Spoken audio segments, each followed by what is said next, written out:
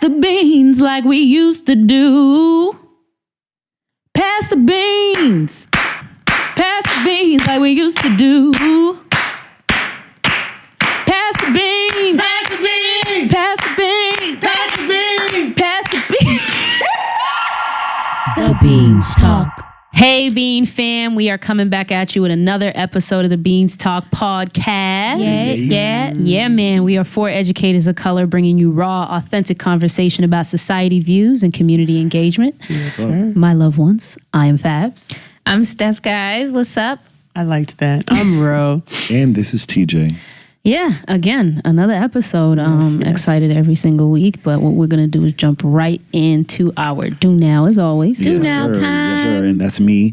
And in lieu of Valentine's Day coming up, I just wanted to put it out on the table. What is if you could describe your ideal Valentine's Day date, how would that go? What would you do? It's a very, very, very great question. I know. And Valentine's Day is tomorrow, so what a perfect time to talk about my ideal Here date. she goes. Fabiola, take notes. You probably already know, fam. You probably already know. I know. I didn't like that at all. I always secretly, I've never really had an elaborate Valentine's Day, even when I was in a relationship. Me I feel too. I always dreamed of someone delivering something to my job so everyone can see. I've never had that happen where someone gave me flowers or an edible arrangement and everyone the person came in and everyone saw ooh. The person or the delivery guy or the delivery guy. Okay. I don't know. I mean, that's not an ideal date, but I've always wanted someone to give me some kind of gift and then have it be on public display. Of course. Jealous. Why do you want? Of course. Well, what's up with the public display? Because it's just I'm not that kind of person really, but for Valentine's Day, it'd be kind of nice to have it be oh, everyone sees how much this person cares about me. Oh, That's nice. I can dig it. Yeah, never had it happen though, but I'm going to send you something tomorrow, baby. what, paperclip? A box of paper clips? I don't Because know. I'm a broke bitch. Here we go. Yeah. That works. Yeah, that works. Okay, I guess I could start. I don't really have it completely drafted because this question was just thrown upon me right now, to be honest. how dramatic. But I don't know. I honestly would just like something new, always something different. Okay. So it's kind of hard for me to say, but it's always something that I feel would be fun and enjoyable. So let's say there has to be food involved. I'm with you on that. You know what I mean? So maybe a dinner and a show or something like that. And maybe the show is someone performing, something low key. This definitely to some sounds music. like my Valentine's Day last year. Really? Yeah. What did we do? I can't remember. What did we do? Fabiola gave me surprised me with this great Valentine's Day. She took me to this beautiful restaurant in Little Italy, and then after we went to this interactive show, this detective show right after that was really cool. Oh, is it So true. what is it called? You're talking Five about Wits? No. I know what you're talking about. That's a field trip or something that I remember. No, nothing like that. That's that would be dope though. I would be okay with something like that. I'd be okay with 5 Wits. I'd be okay is with that? I don't know what it's 5 an interactive thing where you have to solve a case and you go through different things. But Yeah. I'd be fine with any of those things. Anything with entertainment and food. It could be music. It could be arcades. But food has to be involved. It has to be. Vicieux. Yeah, and then one of the things that I would really enjoy is that I still enjoy till today, and it's no different.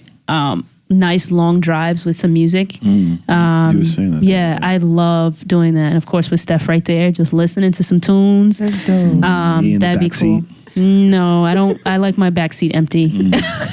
I don't want any. I think everyone likes their backseat empty. Yeah, I bet, Terrence. Anyway, I'm so annoying. But if we're talking about a broke one, or let me not say broke, a cheap one, I'd be fine with like throwing a comforter. Food has to be involved. Throwing a comforter on the floor inside of the living room, having a TV going, and maybe watching I don't know, Harry Potter or something like that. Have some food, candlelit, and then listening to some music or something like that if need be, and just spending time.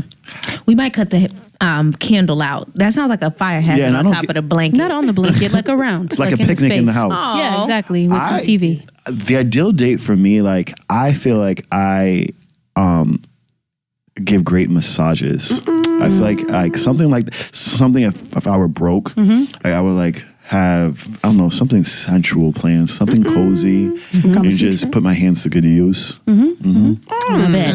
Yeah. I don't particularly care for massages myself, but to give them, like, I would definitely do that. Nice. Okay. Yeah. I like that. it's How cute. about you, Steph, baby? I can't think of an ideal date. Not yet. Me, I feel like I've had so many ideal Incredible dates thanks to my love. I'm a creative. You're creative. I said a creative. Steph, Fabiola is really creative. I've had a lot of nice out of the box Valentine's Day dates with her before. In a good way, I hope. And I would say it was a date that happened. I didn't know it was my ideal date, but I want to just share it because I've already kind of had it, and I had a really good time. So Fabiola had cooked this amazing dinner, and we were in college, by the way. You don't have any money, but she like cooked this creative dinner and like decorated. What was the dinner? It was like stuffed. Was it stuffed chicken? Yes, it was stuffed chicken. It was like mashed potatoes. She made like her own little drizzle sauce, and there were like flower petals and stuff. Like, she put a lot of effort into making this dinner. And then we went out to this amazing show. There was this local artist in Atlanta called Chocolate, and the place that it's a well-known like cafes or restaurant spot. You remember the name of that spot, babe? I wonder if it's still there. Like, was it like Aztec something? I want to say it begins with A. I can't remember. It probably is. I'd be surprised if it isn't. Well, it's pretty much like this caf space, and a lot of different performances, like spoken word happens there, like live music. And this particular night, this underground artist Chocolate was doing a performance there, and I can say that was probably one of the best performances I've ever been at. That's dope. Just like my ideal date is when you are met with somebody that really loves you and puts in the effort and like tailors the experience to you. Because I feel like Fabiola, she knows that I appreciate her cooking, and she was very creative with it, very romantic, and then she took me to something like that because I love music. And so it's just really special when somebody takes that extra time and effort out of their day to like tailor an experience to you. I can find that. And so, yeah, that was great. Now we are saving money, so we aren't going anywhere. It's all good. And we'll be having a lot of ideal dates in the house. I love it. I love it, man. Save them coins. I think my ideal date definitely want some food. But anything centered around music and stuff. I think you're saying it, but like just you taking time to like intentionally like put in that effort because you know it's something that I like. Whatever it is. I don't really need you to spend mad money. Just knowing that you took the time to like, because you know me since you're my person, and like something that, you know, I really appreciate. But food, music. I'm just thinking it'd be so dope to like DJ together. That would be a dope date. I think something like that would just be so dope. That's crazy. Yeah, that would be cool. Something to make music together, or like a studio session together. I don't know, but something with music and food. Yeah, food always. And I know a lot of people are against Valentine's Day. Sometimes they're just like, this extra day. And I agree, like Valentine's Day can be a day where people are like not being smart with their money and just like making these outlandish decisions. But just outside of like the monetary aspects of it, when people like are spending money, I am all down for a day where people intentionally are being loving and showing love. And so Any day you do it. If you're going to be celebrating it or anything like that. I agree. Yeah, I like a day that focuses on celebrating love, regardless of all the other superficial things people put on top of it. Like, we should be showing love every day, yes. Absolutely. But it feels special to, just have a day where people are putting in a little bit of extra conscious effort to be loving towards one another. I agree. Yeah, I just feel like when everybody's focusing on that, it just puts like another type of vibe out into the air. And it's a very loving vibe, and it doesn't have to just be romantic or anything like that. It could be any That's what I was going to say too. It could be any kind of love, period. You know what I mean? I like that. Because some people, Nice. I think the people that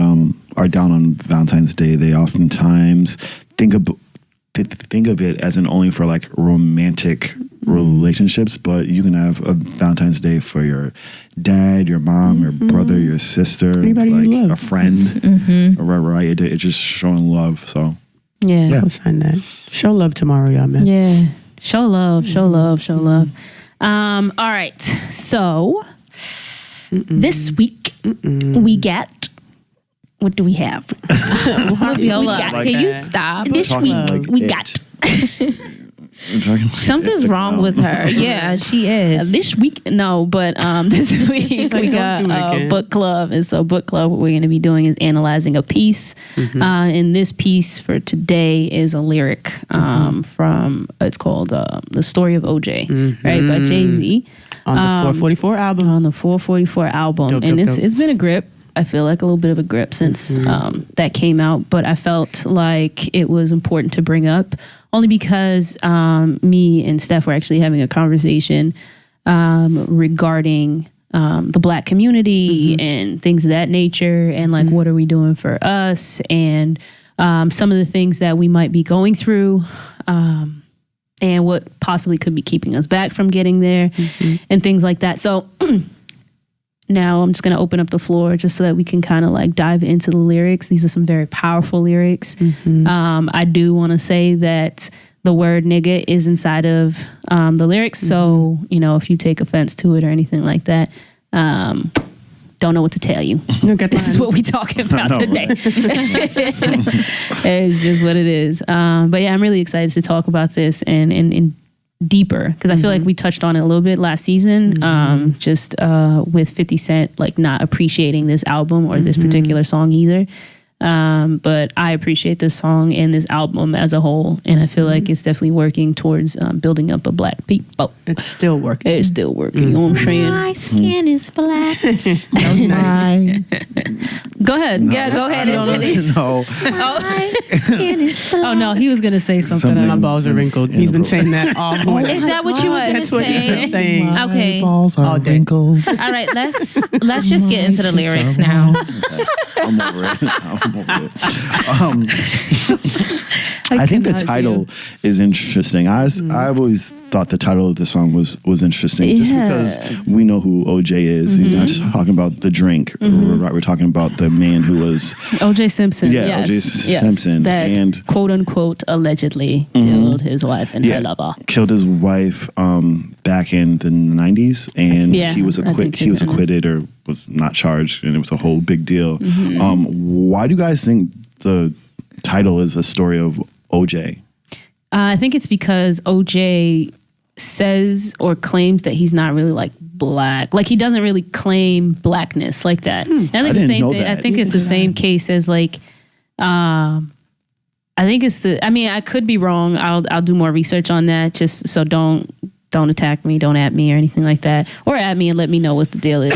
But I feel like it's also the same case of who's that golf player? Tiger Woods. Tiger Woods. Like he doesn't say that he doesn't like to claim that he is Black or anything like that. Like I think because he's also white, like he's Black and white. Well, he's type Asian, of thing. isn't he?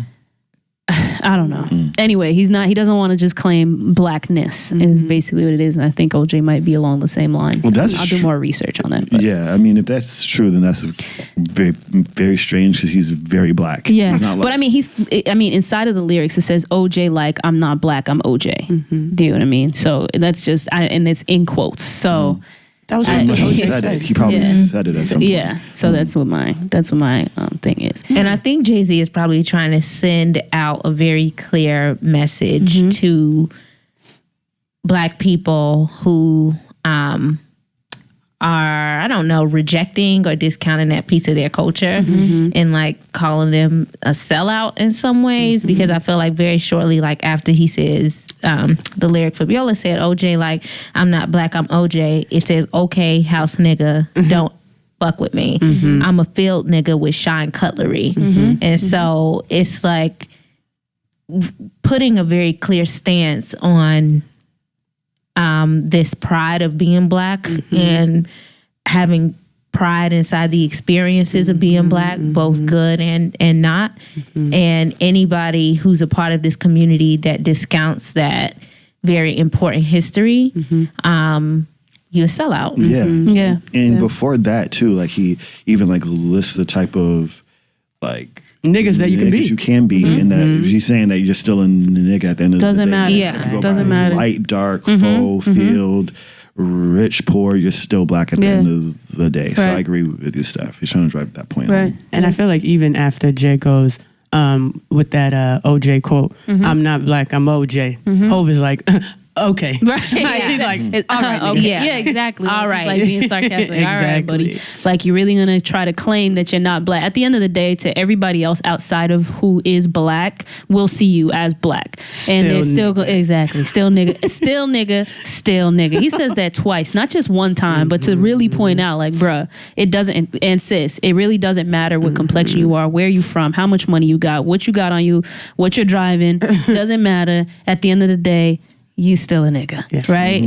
And then I like that after establishing this sense or this level of being Black regardless, then it moves into this lesson, I feel like, in dropping terms, gems. this lesson of what we need to be doing to stabilize the Black community and, you know, get a piece of the pie, essentially. So one of my favorite lines that's a part of this lesson that's here shows up in the second verse, the beginning of the second verse. It says, you want to know what's more important than throwing away money at a strip club? Credit. You ever wonder why Jewish people own all the property in America? That's how they did it. Financial freedom, my only hope. Fuck living rich and dying broke.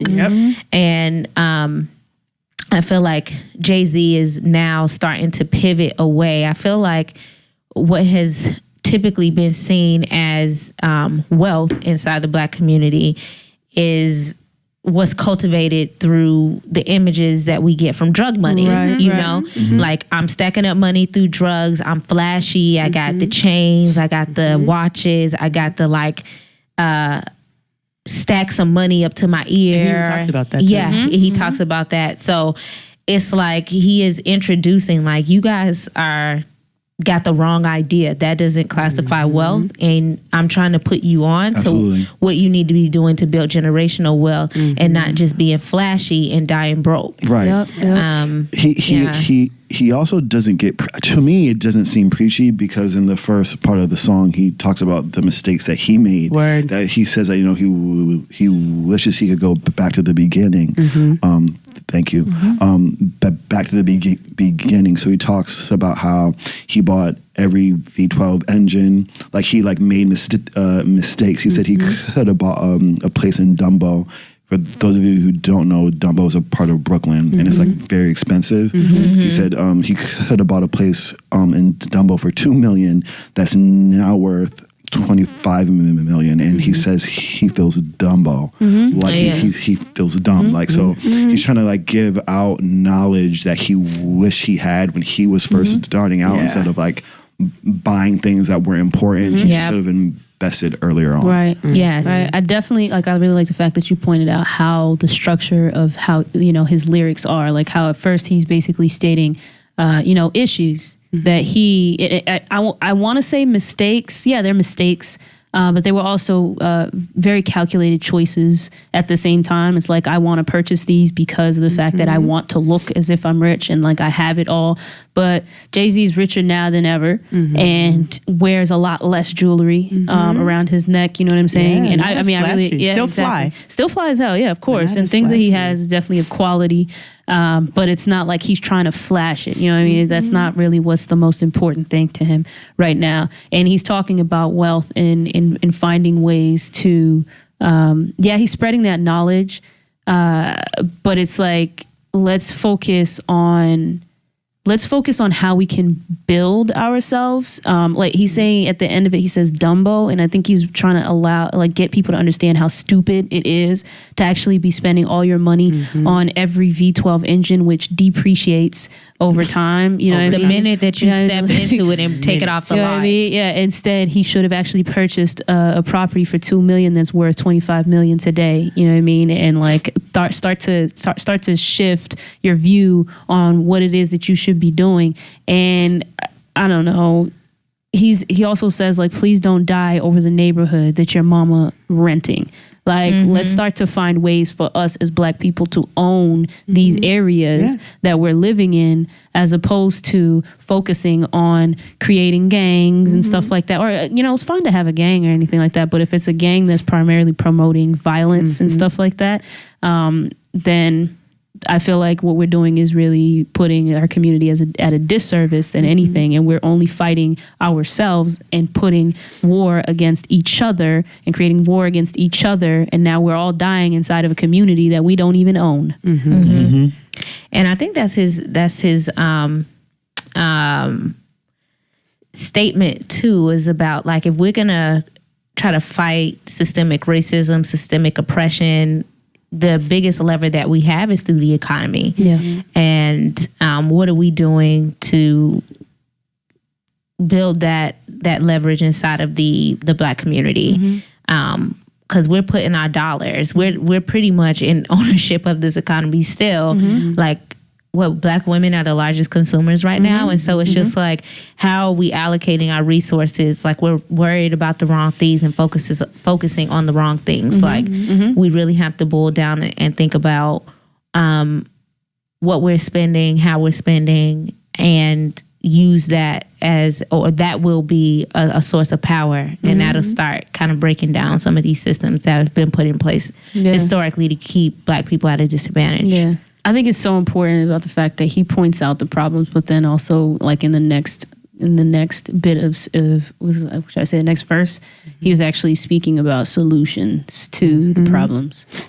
I think something that I've always appreciated about Hov is that, like, he really be dropping gems. And he talks about taking that drug money and just buy the whole fucking neighborhood. Yeah, do that. Like, buy it, make it our own, because these places, they don't belong to us, unfortunately. And if we're the ones who are living there, buy that shit. You got all this money, just buy that shit. And I know he also dropped a gem about how people think what he's trying to do, like the money he's trying to like save and give to his children. People are like, "Oh, Jay, you're being bougie." And he's like, "No, that's fine. I'm a be bougie because my children, they're gonna inherit this." And I think that goes to that breaking that cycle, man. Like, he's really trying to have us build generational wealth. Yes. And he's only doing that. He talks about, like, I'm trying to give you like all this information for $9.99 because that's how much title is. And he's like, I'm trying to drop these gems that will give you millions. But y'all complaining about this $9.99. Yep. Exactly. Yep. I think it's funny that we talked about this last season briefly about how, like, the comments that 50 made over this song and saying that he feels like he needs, what did he say again? He feels like he needs a bow tie on or something when he hears the album. I don't even remember what. But he was definitely dogging DJ. Who, 50 Cent? Yeah, he said something along the lines of it being like highbrow or too smart. Yeah, and like people don't want to hear that. Like our people don't want to be listening to that. And that's exactly what he says in the song. He says, people are going to say I'm bougie. And that's essentially what 50 Cent said. So it's funny how JayZ kind of predicted what the reaction was going to be. And it's sad that... And addressed it. Yeah, it's sad that you hear this kind of stuff. Black community or certain Black people hear this stuff and then they call it bougie or too smart. Like, Yep. But what's funny is, like, when did this song come out? I want to say 2016 maybe. No, okay. I don't know about that late. I don't think it's that old. Yeah. Not that old. So as we're trying to figure out when this song is coming out, JayZ, like when you have somebody that's inside of this position saying these things, they're always 10 steps ahead, which is why he was able to even foreshadow the type of reactions that he would get. So he put this song out in 2017, and now we are just entering 2020, and I've heard more conversation about what he was saying inside this song more inside the Black community. Therefore, so like, it's ahead of its time. It was ahead of its time when it was out, and now like people are just now starting to get it. I feel like people in the Black community are talking about how are we saving money, how are we investing, how are we cutting back on our expenses. Like I feel like that conversation is starting to become more prevalent and be more real. And I hear a lot of Black entrepreneurs talking about it, but I still feel like we as a community have a very long way to go in terms of making this work to our advantage at a large scale. A very long way to go, because I feel like Black entertainers, the videos I see the students at my job show me, they're still, I feel like JayZ is still fighting an uphill battle because so many rappers or people that have, especially in the entertainment music industry that reach young people, are still promoting like ass and titties money, and perks. cars. Cars. They have these like, it's stupid. It's just very so like stupid. But that's the thing. So like, you people agree don't see that platforms do have you have a responsibility to, I think especially when you have a platform that reaches so many young people, like it'd be. Did you guys hear this? TJ I forget what the point was we had last time. We were talking about Kanye and his platform, but we won't get into that. We're going to stay here. But you agree that media, people's platforms, when you have that big of a platform, there is some responsibility or influence that's over the younger generation. That's where you're going to make the change, because that's where it's large scale. I was driving probably like about last week down the road, and there was this young girl inside of the car seat, driver's seat, and she was driving. We were at a stoplight. She was jamming to some music. I'm not gonna lie, like bobbing hard. And I thought it was cute. It was beautiful, the fact that she was just, in her own element. She had her friends in the car. I'm like, oh, that's so cool, nostalgic. But then at the same time, like, damn, you don't know a damn thing. Like, there's just so much going on, so much that you just don't even know. And it's like, it's a distraction. It's a huge distraction from all of the other things that's actually going on in like what musically, that you could, mind you, I'm listening to some jazz. You know what I mean? I'm not, that sounds bougie. I'm sorry. But I was listening to some jazz that didn't have any words whatsoever. So I'm looking over and I'm like, she's jamming. And at first I'm like, oh, that's so cool. It's nostalgic. But I'm like, oh man, that's also very distracting. Like so many of you guys the youth is listening to, like you were saying, TJ, they're just listening to like things that have nothing to do with their actual growth. You know what I mean? I feel like if anything, it's really keeping them stagnant and away from being able to grow financially, away from being able to grow mentally. I feel like kids and youth, even though like they're Don't sleep on us too yet. I know, because I was just like, big booty hoes. That's the thing. It's like, that's my type. Talk about a cycle, though. Like, I mean, I'm not, listen. I think it's fine. Timeless. Everything has its place. Like, you can listen to that type of music. Absolutely. But what are you taking in more? Right. What are you taking in more of? Like, exactly. Are you, like, I've just started getting into, what am I saying? I just got into the habit of starting to listen to other financial podcasts or books, and I think like Fabiola has been on this wave, and I'm just like, whatever, I'm listening to music, because I like to listen to music a lot, but like a balance, like taking in or having more of my time taking in information and balancing it with like, music that I enjoy is very important, because our youth aren't taking in as much knowledge. They're like aimlessly scrolling through Instagram, like watching these pointless videos. They're becoming desensitized to a lot of shit, to things. Like I look at the internet now, I'm like, who posted this? Y'all, we sound like old people. This is probably what like old people are actually saying. And of course the like youth, they're just not gonna listen to what it is that older people have to say. Granted, I think we're still in a position for them to listen right now to a degree. We're not that old where they wouldn't listen. I think just planting a seed is extremely necessary.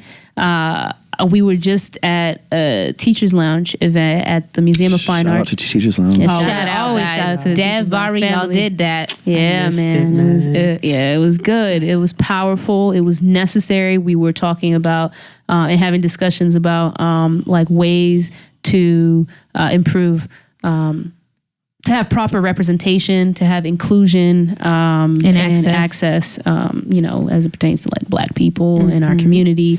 And I thought it was really dope. It was really necessary. And that's like one of the things that we're doing to shift the culture. I feel like if there's a way for us to like get into the schools and to start to have these conversations with the youth, it's not like they don't know. Like they're not like stupid. They're brilliant young minds that are just being fed other information. I would love for a young artist, a popular young artist, male artist, or female, but to have this message that JayZ is like saying in this song, because I think I do like.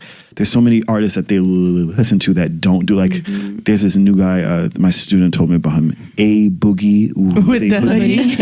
Like, that name is give me a beat. Boogie. I said it. It is not Boogie. When the kids said it, I was like, a Boogie with a hoodie, and they were dying. They thought it was so funny. But yeah, like someone that's young and like, because they don't see JayZ the way we see him at. Yeah, he's probably old to them, like an OG. So I'm waiting for like a young artist to like just break the mold of like doing the same thing of like promoting sex, drugs, and money and spending, and do something really smart and having that be a song that all the kids are listening to. But if it'd be cool. Oh, I'm sorry, baby, but we're talking about like the young people, but let's not forget there are still people, the grown folks, who are not fully like consuming this, because they have to pass that down. Yeah. They're not really feeling what Jay drops, man. Like these gems, like again, yes, it would be dope to have a young artist be able to send that message to our young people, but what the fuck does it mean if our people, if we're not even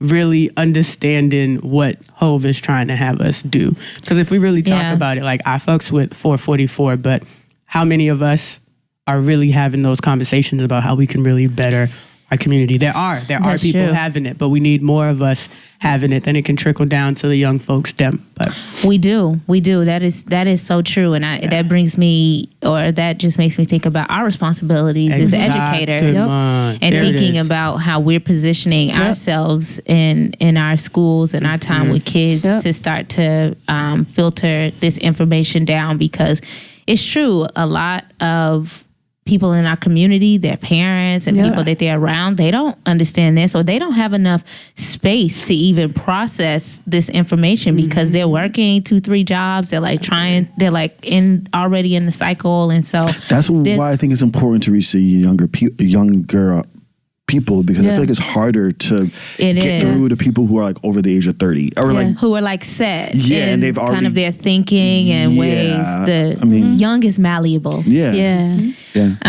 So I agree, definitely. So Steph, you just brought up the fact that you are starting to jump into like podcasts that are speaking on like financial wealth and everything like that, and that is so important. And one of the things that I was doing like a small project for one of my classes, and in my research I had noticed that it's only like the majority population that actually listens to podcasts, they're in their 40s, 50s. No, that I saw. But the age group? Yeah, but it's not really. What I wanted to point out was the salary range, which was an average of $75,000.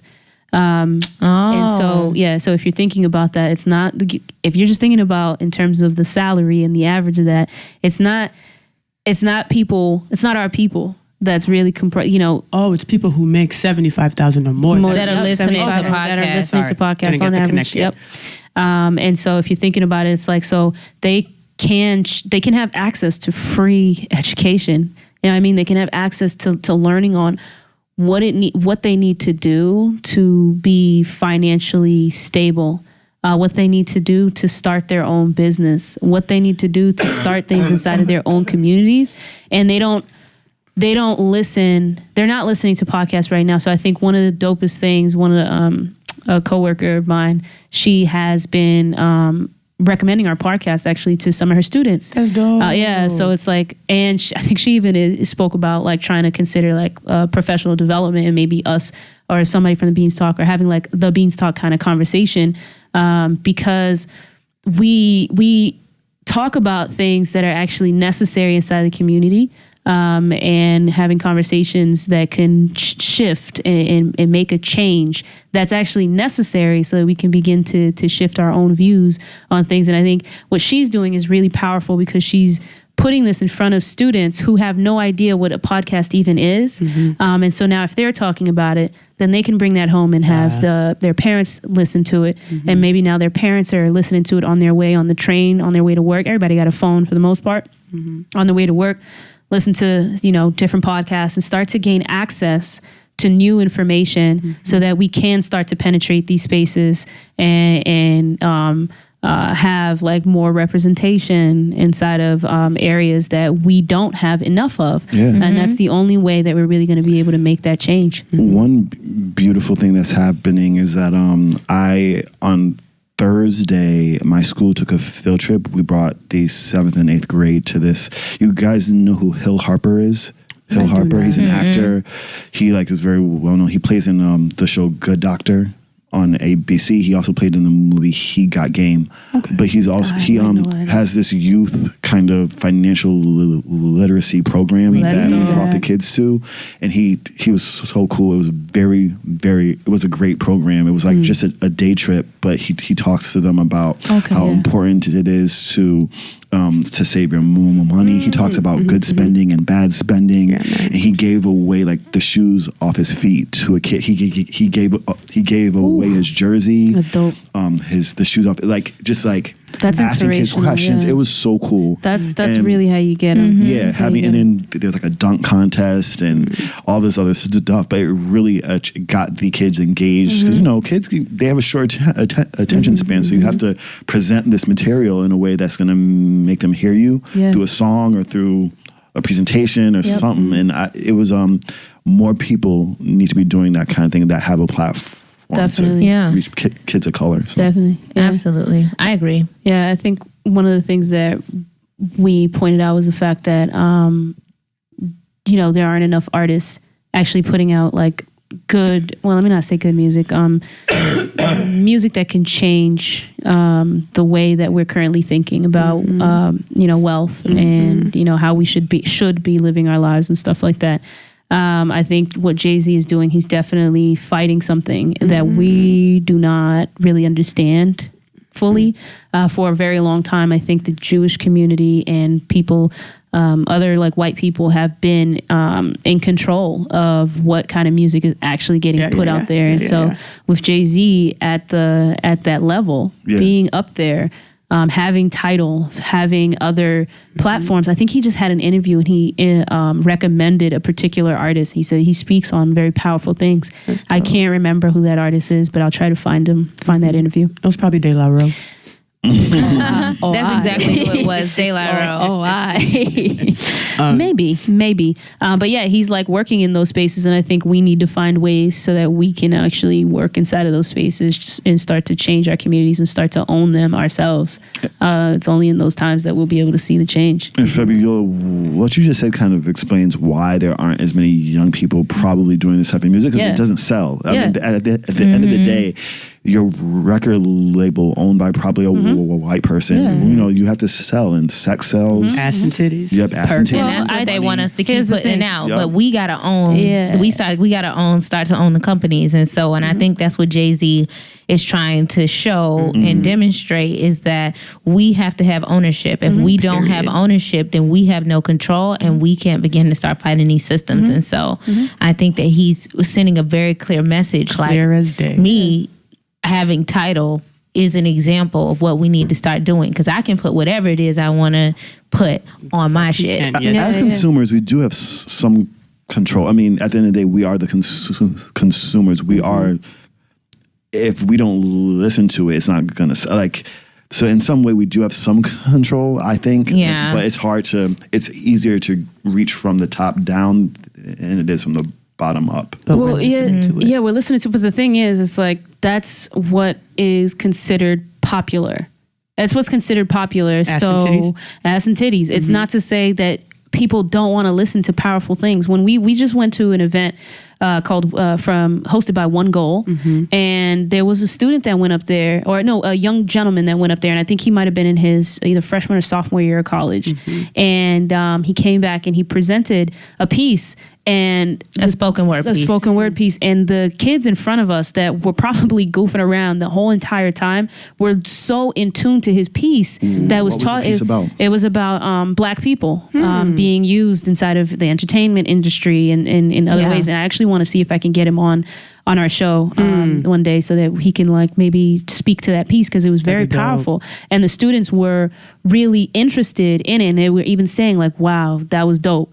Like he got bars. Like they were actually saying that. So I think that people actually want to listen, or even students or the youth want to actually listen to this stuff, but that's not what's being presented. Exactly. That's not what's being presented, because we don't own the radio stations right now. We don't own what's actually going on inside of those areas, what's actually being put out to our people.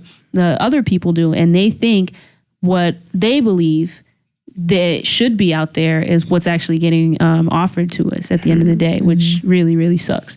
Yeah. One of my favorite lines from the Story of O.J. Financial freedom, and I think Steph, you may have said it, but financial freedom, my only hope. Like that's all we want. Like as a people, I really just want for us, and I think JayZ wants it too, for us to just, I know we keep saying it, but just own our own shit, yo. Yeah. Like financial freedom. Hove talks about it. Nipsey talks about it. There are so many greats who are speaking of it, and I think we are now in a space where like a lot of us are hearing that, and I think there's a shift happening. There's slow, but it's a shift nonetheless. We have some shakers and movers and shakers who are making that shit happen, and I'm just excited to see where it can go. But I think it would be dope to also have that same messaging being said to the young people. Absolutely. Thank you for bringing this. For real. That's a good combo. Yeah, without a doubt. There is an artist that I do want to recommend. It was a long friend from a grip ago. His name is Tyree Barnes, and he has some pretty dope music about like the community, and he's also inside of schools and an educator. Dope. And I think he's a dean right now at a school inside of Newark. His brand is Black Genius. You might have seen Fabs like wear the hat. Yes, the black hat. Yes, the Black Genius hat. That's my crown. So that's his platform. That's his platform. So y'all check it out, because he actually has some really powerful music, and there are several other artists as well out there. And I'm sure as we find them, we'll go ahead and recommend them, and hopefully have them on the show one day. Please. We want to make that shift, and we're going to be a part of that shift. I want us to be a part of that solution. Yeah, man. Absolutely. Yeah. Roll. What you got, baby? For the word of the day, man. This is a quote that I had seen on the gram a while ago, but it says, "When things don't go as expected, trust the reroute." Oh yeah, the word of the day. Trust that reroute. Big time. How does that resonate? Just because when I've had like a kind of a clear trajectory of how I thought this publishing process was going to go, and then I recently got some feedback from my agent, and I had to like reshift some things and refocus, and it was hard to hear, and things definitely didn't go as I expected, and I was like in my feelings for like a week, but now I'm like, I trust the reroute that this is taken, and I know that like the universe is going to guide me to the path that is the right path. So, and trust the process. Because everything happens for a reason. It does. Being able to trust that reroute, and like be able to like breathe in that reroute. Because I feel like you get so caught up like, oh shit, this was supposed to happen like this, and you overwhelm yourself. Just like stop and breathe. Like this reroute was necessary for you. Yeah. I would also like to add to that too. Could you read the first part again? Of course. When things don't go as expected, trust the reroute. Yes, I think in like when things don't go as planned, it's very easy for us to get caught inside of a specific energy and blaming process. And part of trusting the reroute is trusting trusting the process, but you don't just trust the process or trust the reroute without doing anything. Yeah. You have to focus yourself, and you have to start bringing the energy and bringing the actions that is going to propel you forward in whatever reroute that you got put on. Yes, ma'am. And so I think that a lot of people, when they get into a specific hard position that or a situation where they don't see it goes as planned, they tend to get into this space where they play the blame game or victimizing it, or they just sit around and wait for things to happen to them versus positioning themselves to be in control of how they proceed forward. And so trust, yes, trust with action. Yeah, man. I like that. I like that too. Trust with action. Trust with action. I think that's the name of the episode, y'all, for sure. Trust with action, absolutely. But yeah, that was another episode of the Beans Talk. Homework. Pass the beans like we used to do. Pass the beans. Pass the beans. Pass the beans like we used to do. No, Pass the beans. Pass the beans. Pass the beans. Pass the beans. Damn, We're bro. so corny. Babs was just talking about this, making this a competition. Yeah, doing like the beans Like talk. a TikTok. Pass the beans I don't even know challenge. what TikTok is. Stop saying. We're not that familiar, but maybe people will like submit videos of them just singing "Pass the Beans." That'd be dope. Pass the beans. Well, y'all look out for that In later inappropriate this year. spaces, though. There has to be an That would inappropriate be space. so funny. Or like I at a think funeral, those. like pass the beans. No, Terrence. You're so gory, yo. I'm so Or like, Yeah. Baby, homework, In a- please. Homework. I know. At this point, homework. Save us, Steph, with the homework. I I'm want over homework it. right now. Anyway, guys, please look out for that competition and challenge later on this month. You may be the lucky person that ends up as our intro. So, yeah. So look out for that later in the year. Homework right now, the immediate ask is to follow us on Instagram if you aren't already at the Beans Talk podcast. You can click that link in the bio and it'll take you to all of the platforms that we're currently available on. Pick your poison, just listen to us and like, comment, subscribe, share with a friend, word of mouth. Yeah. Like, we need to get more people listening to our platform and hearing about the important things that we're saying. Yeah. And now that Fabs has dropped this gem that people who are only inside like the middle to upper class are listening to podcasts, that deeply concerns me because that means our people are not listening. Yeah. So we really got to do some work and we got to hit the pavement. We got to hit the cement and start getting our community's ears to podcasts like this, Black podcasts that are trying to get messages out to our youth and our people. Yeah. So let's get her done. Yes. Yeah, man. It's all love, y'all. It is. Yes. All right. Always Love you is. guys so much. Ciao. Happy Valentine's Day too. Yeah, Yeah, man. Love tomorrow. Love Celebrate you. love. Bye. Bye. Hey!